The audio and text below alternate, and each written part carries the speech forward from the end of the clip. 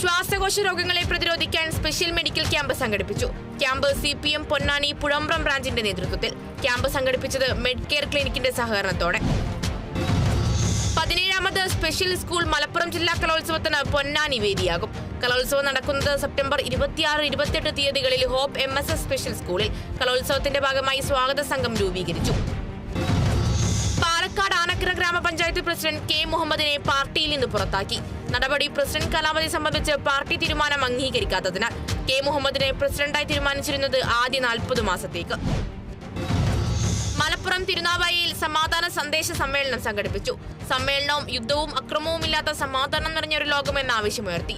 ജില്ലാ പഞ്ചായത്ത് മെമ്പർ ഫൈസൽ എടശ്ശേരി ഉദ്ഘാടനം ചെയ്തു.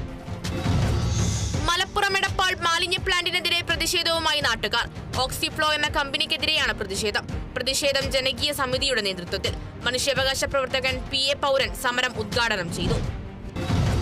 തൃശൂർ മണലൂരിൽ LLB എൻട്രൻസ് പരീക്ഷയിൽ 2ാം റാങ്ക് കരസ്ഥമാക്കിയ വിദ്യാർത്ഥിയെ അനുമോദിച്ചു.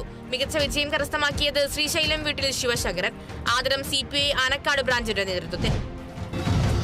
കണ്ണൂർ പായം പഞ്ചായത്തിൽ അപകടക്കിണിയായി മാറി റോഡിൽ കുഴിച്ച കുഴികളെടുത്തത് ജൽജീവൻ പദ്ധതിയുടെ ഭാഗമായി. കുഴിയിൽ വീണ് ഇരുചക്രവാഹന യാത്രക്കാർക്ക് പരിക്കുപറ്റുന്നത് നിത്യസംഭവമെന്ന് പരാതി. കുഴികൾ മൂടി റോഡിലൂടെയുള്ള ഗതാഗതം സുഗമമാക്കണമെന്നാവശ്യപ്പെട്ട് നാട്ടുകാർ. തൃശൂർ വടക്കാഞ്ചേരിയിൽ മനുഷ്യച്ചങ്ങല സംഘടിപ്പിച്ചു. പരിപാടി ബോയ്സ് ഹൈസ്കൂൾ ഗ്രൗണ്ടിന്റെ അശാസ്ത്രീയമായ നിർമ്മാണത്തിനെതിരെ ഗ്രൗണ്ട് ആക്ഷൻ കൗൺസിലിന്റെ നേതൃത്വത്തിൽ. ആദിത്യകൃഷ്ണൻ മനുഷ്യച്ചങ്ങല ഉദ്ഘാടനം ചെയ്തു.